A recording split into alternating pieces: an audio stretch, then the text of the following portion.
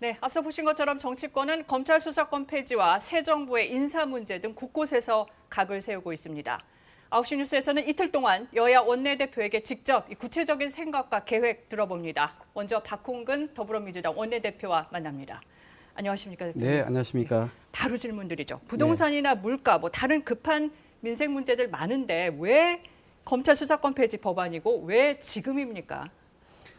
제가 원내대표 되고 나서 민생과 개혁 두 축으로 간다는 것은 변함이 없고요. 네. 그래서 여전히 민생 관련해서는 코로나 손실 보상이라든가 부동산 대책 이것은 꾸준하게 저희가 입법이나 또는 정책 발표로 좀 진행을 하고 있습니다. 네.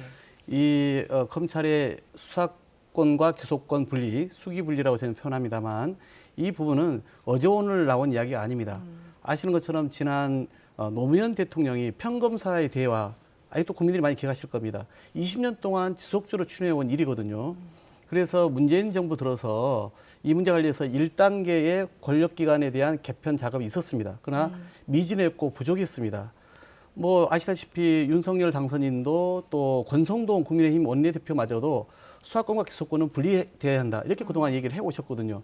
문제는 이 미진하고 그리고 부족한 이 1단계 권력기관 개편을 이제는 마무리해야 된다. 왜냐하면 지금 이 시기에 이 검찰이 다 수사도 기소도 다 할 수 있게끔 돼 있지 않습니까? 마치 유명한 세계적 명의가 자기 몸이 아파요. 그런데 거기에 수술칼을 스스로 들이댈 수 있습니까? 근데 지금 우리 검찰은 세계에 거의 유례 없는 이런 과도한 권한을 집중해서 갖고 있단 말이죠. 그래서 이걸 분리하는 것이 그래서 장차 검찰은 기소 전담 기관으로 가져가고 그리고 경찰에 있는 지금 국가수사본부가 있지 않습니까? 네. 이 국가수사본부의 6대 범죄 기능 지금도 이미 수사를 하고 있습니다. 검찰만 하는 것이 아니라. 그래서 이 기능과 향후에 검찰의 그런 전문적 수사 역량과 인력을 보태서 향후에 한국형 FBI를 만들어서 국가수사전담기구로 만들어야지 이 수사전담기관과 그리고 기소전담기관과 그리고 재판하는 기관 간의 상호 견제와 균형이 가능하다.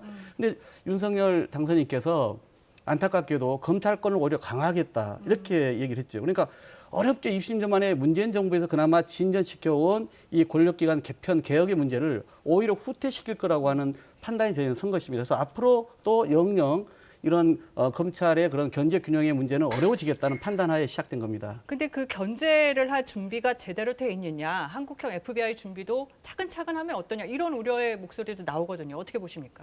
우선은 검찰이 그동안 계속 이 수사권 문제에 대해서는 움켜쥐고 내려놓지 않지 않았습니까? 네. 그래서 6대 범죄가 남겨져 있었던 것이고요.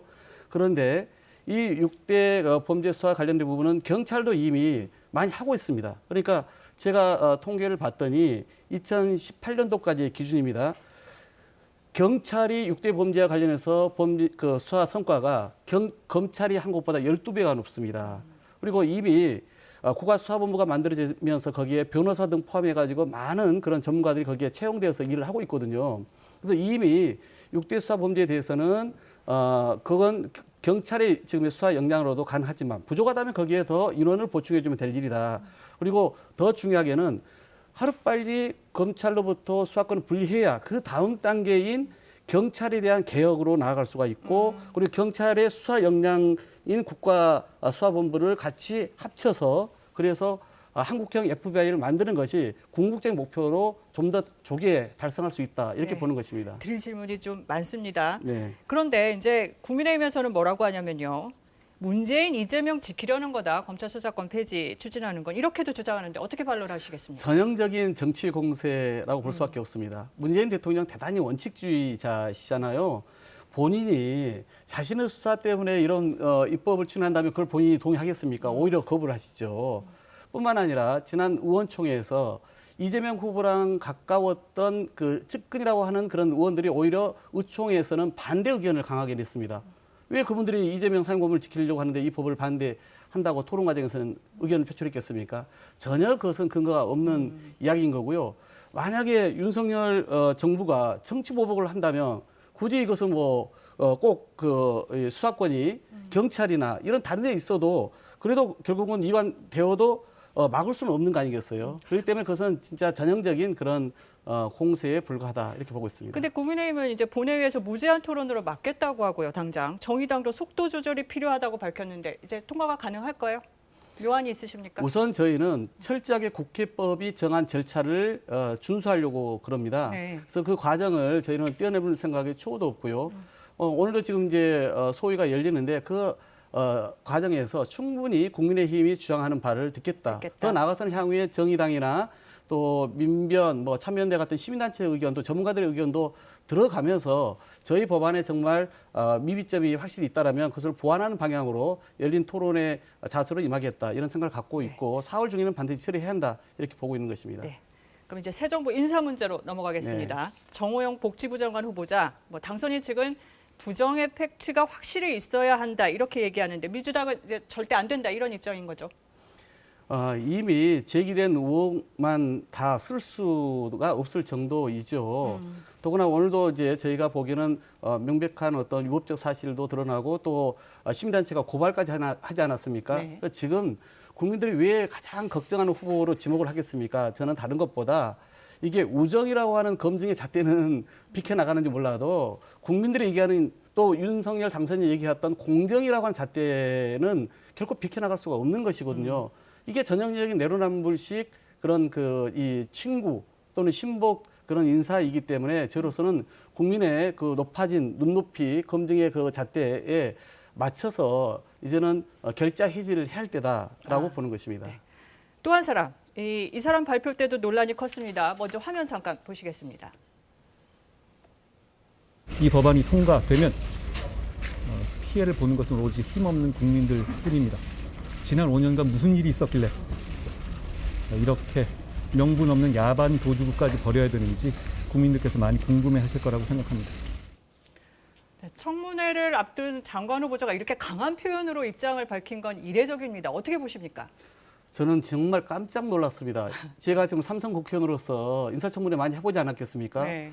이제 후보로 지명된 분이 국회 와서 소위 자기가 자격이 되는지 안 되는지를 검증을 받아야 될 사람이 국회에 대놓고 이렇게 야반도주라는 표현을 쓴단 말이에요. 저는 그것은 얼마만큼 본인이 윤석열의 복심으로서의 이 소통령이라고 벌써 사람들이 얘기하지 않습니까? 네. 그런 오만 방자함이 적나라하게 드러난 표현이다. 이렇게 볼 수밖에 없고요. 그래서 실제 윤석열 정부의 그런 실질적인 2인자 소통령으로서의 그 모습을 보여준 건데 저런 태도로 어떻게 국회 청문회에 임할 수 있겠습니까? 네. 정말 그건 국회를 경시하고 국민을 무시한 그런 언행이다라고 볼 수밖에 없죠. 그런데 이제 정호영 그리고 한동훈 후보자 이대로 청문회 거쳐서 지명을 강행한다면 어떻게 하실 겁니까? 이제 방법이 있을까요? 결국 민심을 이기는 정치 있을 수 없지 않습니까? 저는 정호영 후보는 이제 시간의 문제다, 낭만은 이렇게 네. 보고 있고요. 그리고 한동훈 후보자도 저희는 이 자질과 자격과 이게 미달이기 때문에 추천을 처리해달라 이렇게 말씀을 드리고 있는데 그럼에도 불구하고 인사권자인 윤석열 당선인께서 계속 강행을 한다면 저로서도 엄정한 잣대를 들이대고 철저하게 국민의 눈높이에서 검증할 것이다라고 말씀드립니다. 네. 이제 40일 정도밖에 안 남은 지방선거 이제 떼놓고 생각을 할 수가 없습니다.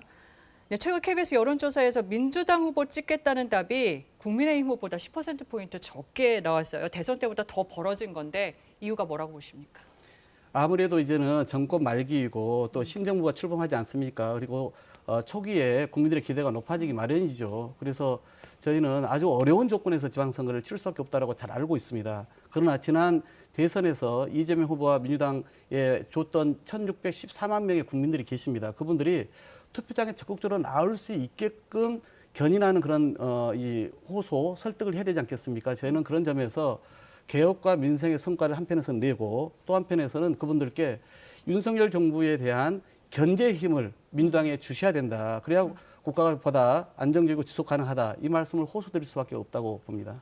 지금 보면 서울과 경기가 최대 승부처인데 뭐 지금 상황 녹록지가 않습니다. 뭐 이낙연 전 대표 또 이재명 고문이 차라리 조기 등판해라 이런 요구까지 있는데 어떻게 보십니까? 현실성이 있을까요?